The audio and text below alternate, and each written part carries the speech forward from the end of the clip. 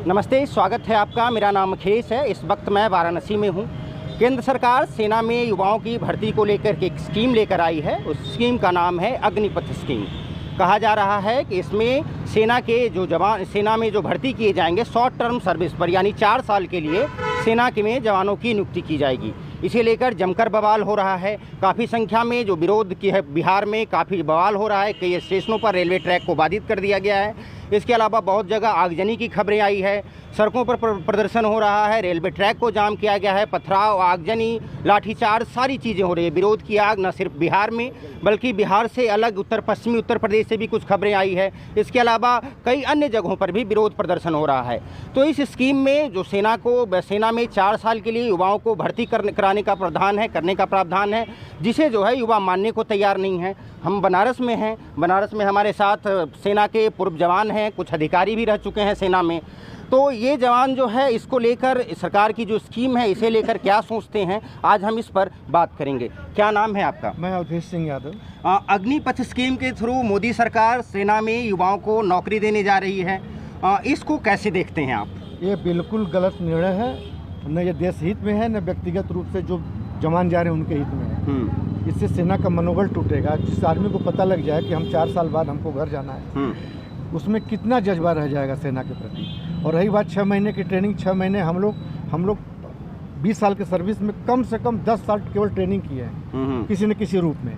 6 महीने में कौन सी ट्रेनिंग हो जाती है? हाँ, अगर उनको करना है पूरे देश में ये कंपलसरी कर दें कि हर बच्चे को, ऑल इन ऑल सबको, चाहे नेता हो, चाहे अधिकारी हो, चाहे आम जनता, सबके बच्चों को 4 साल सेना में नौकरी करनी।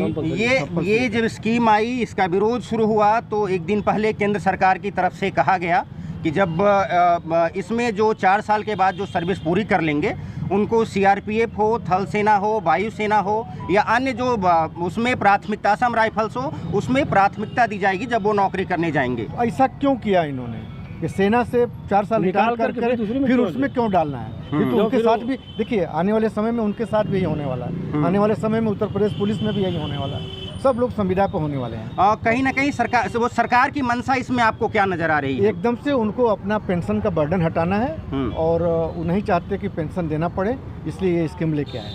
इस स्कीम का हम लोग पुरजोर विरोध करते हैं।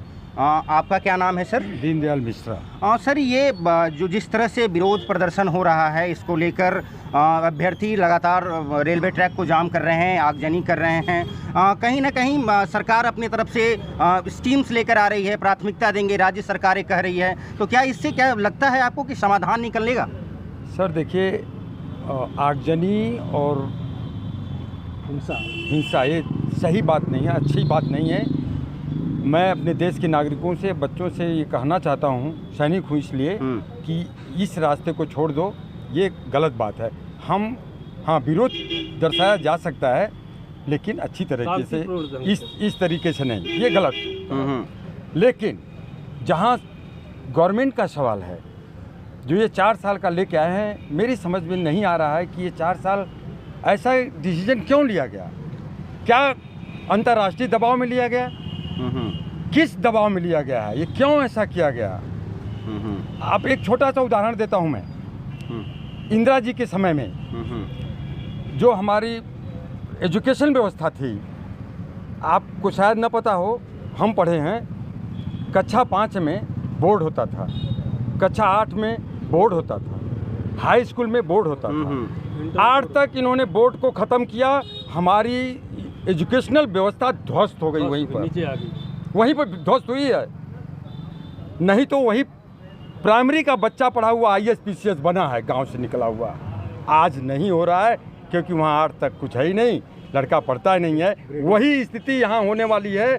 4 साल का जो ये दे रहे हैं, 4 साल का झुंझुना दे रहे हैं, उसकी शादी भी नहीं होगी। मैं आप ये जैसे शादी भी कोई नहीं करेगा। 4 साल की नौकरी, अगर किसी को 4 साल की नौकरी दी जा रही है, और इसमें तो हमें लगता है कि युवा सोचते रह जाएंगे अपने फ्यूचर के पॉइंट ऑफ व्यू से। तो उसमें क्या वो सेना वाली, जो देशभक्ति वाली जो बात आ रही है, कभी नहीं आएगी सर, कभी नहीं आएगी। मैं अपना उदाहरण देता हूँ। जब मुझे रिटायरमेंट लेना था तो हम लोगों को ये देना पड़ता है, अनविलिंगनेस देना पड़ता है। तो जब हम अनविलिंगनेस दे देते हैं, उसी दिन से हम काम ठप कर देते हैं कि हम तो अब छोड़ ही रहे हैं। तो आप सोचिए जिसे इनरोल्ड हुआ उसी दिन से पता चल गया कि मुझे छोड़ना ही है 4 साल में, क्या काम करेगा वो साहब? तो कहीं ना कहीं इसका निगेटिव इम्पैक्ट आप देख रहे हैं बहुत 4 साल ज़्यादा। मैं आपको बताऊं, मैं मिसाइल स्पेशलिस्ट हूँ, नेवी से रिटायर हूँ। कितना ट्रेनिंग करने के बाद जब जाके एक स्पेशलिस्ट पैदा होता है, 4 का क्या करने वाले हैं ये लोग, मेरे समझ में नहीं आ रहा है क्या करने वाले हैं।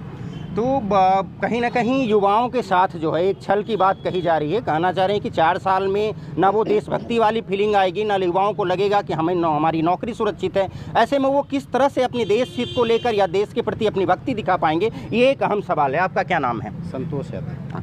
क्या लग रहा है सरकार जो ये योजना के थ्रू सेना की भर्ती, रोजगार देने की बात कर रही है, शॉर्ट टर्म सर्विस, 4 साल की सर्विस, इसको कैसे देखते हैं आप? बिल्कुल सर, सबसे पहले मैं बताना जो जैसा कि गुरुजी बता रहे थे कि जो आज के सरकार भी बोल रही है, जैसे मोदी जी सरकार या सभी बोल रहे हैं कि एक से एक नई टेक्नोलॉजी की मिसाइलें आ रही, लेकिन जब पीछे फौज में थे, अगर कोई मिसाइल रेजिमेंट किसी को उस तरह का ट्रेड मिलता था तो 6 महीने बेसिक करता था, फिर 1 साल 2 साल, बीच में 6 महीने वो करता था, लगभग 4 साल ट्रेनिंग हुआ। उसके बाद 1-2 साल बाद फिर 6 महीने को उसको ट्रेनिंग दी जाती थी, तब उसको याद रहता था। क्या ये मिसाइलें 4 साल के बाद जब वो बच्चे रिटायर होंगे तो मिसाइलें क्या आज से बंद कर दी जाएंगी, या ये मिसाइलें किसके लिए देश में आ रही हैं? उसको भी तो कोई चलाएगा। ये जो हमारे जैसे जो हमारे भाई हैं जो जिनको हम छोड़ आए हैं, वो भी ज़्यादा से ज़्यादा 32 साल में आ जाएंगे। चलो हम 18 में आ गए, 12 साल बाद वो आ जाएंगे।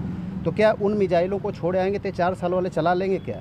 क्योंकि दूसरा जो 25% ही है, उस 25% को आप कैलकुलेट करेंगे तो आपको पता चल जाएगा कि कितनी मिसाइलें हैं, कितने लोगों को ये सरकार उसमें डाल रही है, और उसमें क्या सारे 25% जो रहेंगे वो मिसाइल में ही रहेंगे, या जो रडार आ रहे हैं उनको चलाएंगे, या थल सेना के इसका अभी तक कोई पैमाना नहीं बताया गया कि किन लोगों को रखा जाएगा 25%। 25% में इसको लेके रखा नहीं गया है। 25% में किन लोगों को ऐसा लगता है कि सरकार 25% में रखेगी, 75% किनको हटाएगी, इसे लेकर भी क्लियर नहीं है। तो युवा इसको लेके भी विरोध कर रहे हैं कहीं ना कहीं। वो तो विरोध है ही है, क्योंकि अभी तो किसी को पता नहीं है कि क्या होगा। 6 महीना कौन 25% में आएगा, कौन नहीं आएगा। उसमें तो जो कोई सीखेगा, मन से सीखेगा, नहीं सीखेगा, कुछ तो जाएंगे तो।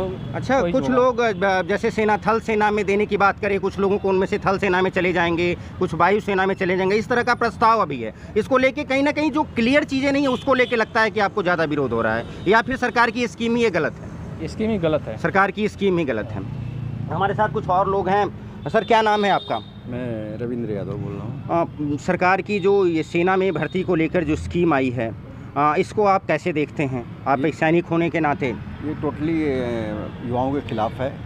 इससे बेरोजगार की संख्या बढ़ेगी और उनके अंदर असंतोष पैदा होगा। लेकिन सरकार तो कह रही है ना कि 4 साल के बाद हम प्राथमिकता देंगे, उसके बाद वो फिर से नौकरी कर सकते हैं। नहीं, कहीं ना कहीं एक छलावा है और गवर्नमेंट को दोबारा इस पर पुनर्विचार करना चाहिए, क्योंकि एक सैनिक बनने के लिए 4 साल पहले से लड़का कोई तैयारी करता है, फिर वो 4 साल ही अगर रिटेन किया जाएगा तो उसका कोई मकसद नहीं है। क्योंकि कम से कम 15 साल के लिए सब लोगों का सुझाव है, कम से कम इनमें पेंशन 15 ईयर्स होना चाहिए, ताकि संतोष रहे, उसके अंदर संतोष व्याप्त रहे और वह स्वेच्छा से अपना खुश दिली से देश की सेवा कर सके। एज क्राइटेरिया को लेकर बात कर जा रही है कि सुबह जो 17 से 21 साल हैं उनको भर्ती की जाएगी, उसके बाद युवाओं के लिए आगे के अवसर खुलते हैं, तो इस तरह से सरकार की तरफ से कहा जा रहा है। इसको आप कैसे देखते हैं?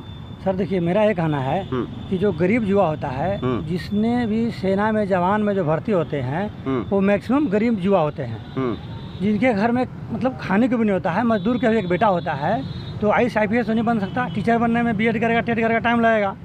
लेकिन जो गरीब युवा जो घर का होता है, जिसके घर में खाने का भी किसी खा के जीता है, वो गरीब युवा को भी एक रोज़गार दिखता है और देश को सेवा करने का मौका मिलता है सरकारी तंत्र में जा कर के। तो जो सेवा करने का मौका मिलता है और अपनी घर सेवा भी देश को करता है, इसके साथ साथ अपने परिवार को, समाज को भी सेवा करता है। तो जो इस 4 साल में जो युवा जो घर आ जाएंगे, वो समाज में क्या सेवा करेंगे? और पहली बात मेरा कहना है सर कि मेरा देश जो है लोकतंत्र है। तो लोकतंत्र में क्या होता है, लोकतंत्र में कोई भी जो सिस्टम होता है वो जनता की सेवा के लिए होता है। ये बनिया की दुकान नहीं है, कोई पूंजीवादी अर्थव्यवस्था हमारा देश का नहीं है। हमारा वेटेज की बात जो कर रहे हैं कि जैसे कि CRPF में, असम राइफल्स में, थल सेना में, वायु सेना में प्राथमिकता दी जाएगी या प्रायोरिटी बेसिस पे इनको भर्ती किया जाएगा, उसको लेकर आप बात करें? सर हमारा कहना ये है कि जो प्रायोरिटी की बात करें ना, तो जो सेना में ट्रेनिंग के दौरान बहुत ज़्यादा कैजुअलिटी होता है, तो बहुत कम % लोग हैं जो बचेंगे, जो ठीक ठाक है दोबारा भर्ती हो पाएंगे। आप लोग ट्रेनिंग हम लोग वहाँ देखे हैं ना, वो किसी न किसी तरह से वो दिक्कत हो जाता है और बाद में वो फिर दोबारा वो CRPF के लिए बहुत कम ही लोग निकल पाएंगे। सर 4 साल वाला जॉब से देश का कल्याण नहीं संतुष्ट है। कम से कम 15 साल की सर्विस होना ही चाहिए। नकारात्मक पक्ष इसका क्या दिखता है आपको? नकारात्मक ये है कि नवयुवक को अगर 4 साल नौकरी करा के वापस घर बुला देंगे तो नवयुवक क्या करेगा? वो तो या तो चोरी करेगा, देने की बात करें अगर वो तैयारी नहीं मिलेगा। कौन सी गारंटी एक बेटे वो देंगे? या तो 1 to 1 वो डायरेक्ट सेना से डायरेक्ट वेटेज नहीं मिला है, नहीं मिला, वेटेज नहीं मिला है। तो कहीं ना कहीं जो है इस स्कीम को लेकर नाराज़गी है। कहना है कि सरकार की इस स्कीम में सरकार जो है एक धोखा युवाओं को ठगने का काम कर रही है। तो ये बेहतर होता कि सरकार जो है डायरेक्ट भर्ती करती, जो बेटे देने की बात वाली बात जो भाई कहा जा रही है उसकी जगह डायरेक्ट भर्ती करती। और ये जो स्कीम है इसको पूरी तरह से जो है बनारस के जो सैनिक हैं, सेना के अधिकारी हैं, खारिज कर रहे हैं। धन्यवाद।